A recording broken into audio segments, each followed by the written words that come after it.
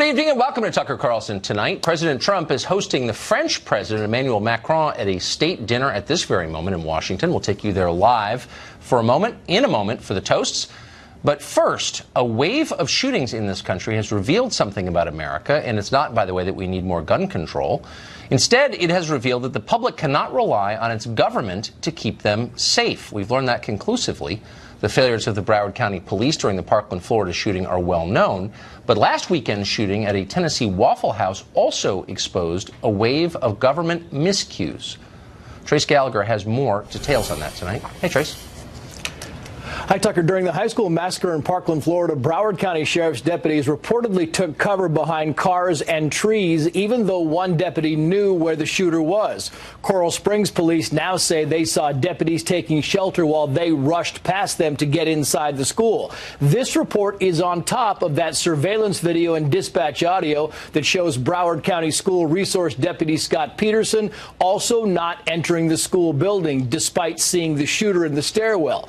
Broward County Sheriff Scott Israel said at the time that he was sick to his stomach that Peterson didn't go inside. But now the rank and file of the Broward Sheriff's Office are taking a no confidence vote on Sheriff Israel. And a big component of the vote is that Sheriff placed the blame on Deputy Peterson instead of waiting for the investigation to be finalized. Sheriff Israel calls the vote a union ploy to get a pay raise. Meantime, prior to the Nashville Waffle House shooting, police had numerous contacts with suspect Travis Reinking, including days before the attack when Reinking allegedly stole a car and police gave chase, but then called off the pursuit to track the car using GPS. In 2016 and 17, Reinking told police in Illinois and Colorado that music star Taylor Swift was stalking him.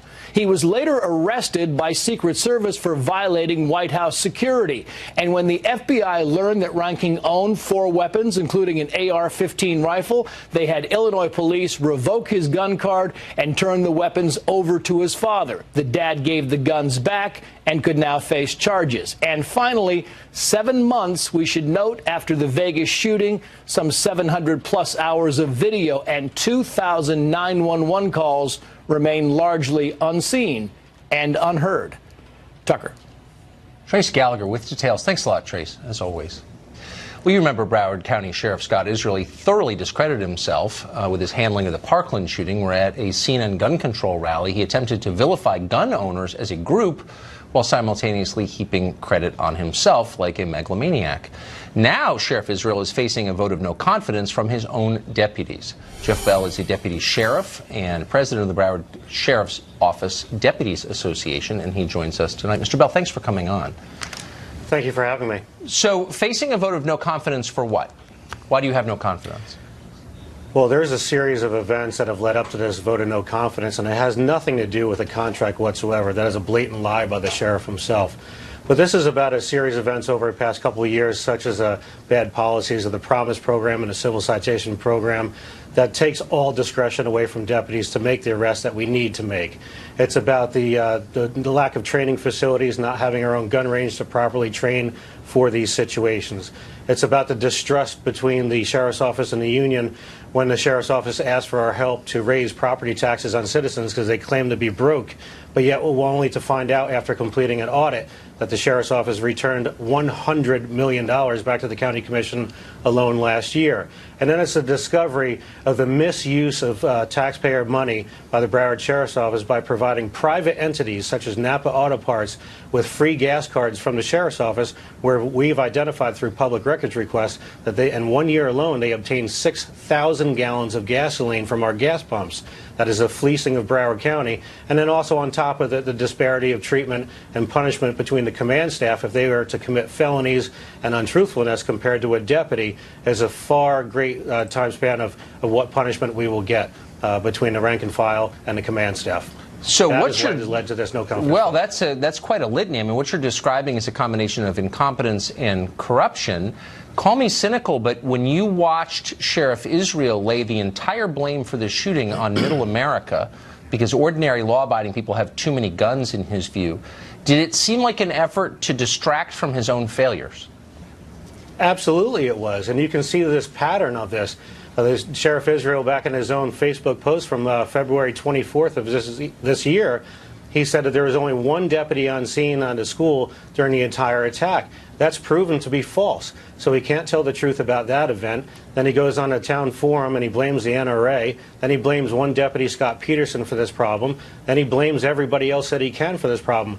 I understand that he can't be responsible for every employee, but at the end of the day, he needs to be accountable for his employees, and he's just not being accountable. And yes, this is some of the reasons why he needs to be removed from office. Removed from office. And so accountability requires transparency. You have to know what someone's doing in order to evaluate it. And you just heard Trace Gallagher say that there are many video and audio tapes that the public still has not seen. Why is that?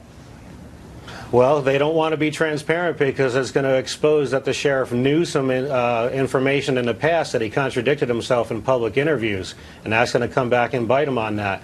However, we're going to press forward for more transparency with the sheriff, the same way that he claims to be the most transparent sheriff that's ever been in the sheriff's office. It goes both ways, Sheriff, and you need to be transparent.